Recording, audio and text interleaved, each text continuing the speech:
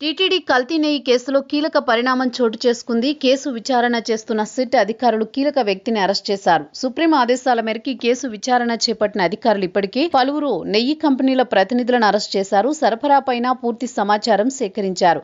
నాణ్యత నివేదికలు పరిశీలన చేశారు. కాగా ఇప్పుడు ఈ అరెస్టు తర్వాత టీటీడీలో గతంలో కీలక హోదాలో పనిచేసిన వ్యక్తి విచారణకు రంగం సిద్ధం చేస్తున్నట్టు తెలుస్తోంది. టీటీడీ కల్తీ నెయ్యి కేసులో సిట్ విచారణ వేగం పెరిగింది. టీటీడీ మాజీ చైర్మన్ వైవి సుబ్బారెడ్డి వ్యక్తిగత సహాయకుడు కడూరు చిన్న అప్పన్నను సిట్ అరెస్ట్ చేసింది.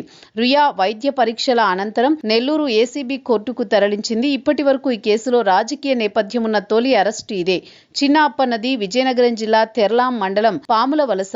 హైదరాబాద్ కేంద్రంగా వైవి సుబ్బారెడ్డి వ్యక్తిగత వ్యాపారాలకు సంబంధించిన వ్యవహారాలు చూస్తూ ఉంటారు.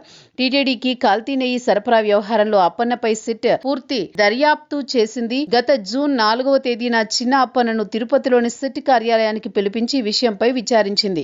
సుమారు 3.5 నెలల తర్వాత సుప్రీం ఆదేశాలతో సిట్ దర్యాప్తు తిరిగి ప్రారంభమైంది. ఆ వెంటనే ఈ కీలక పరిణామం చోటు చేసుకుంది.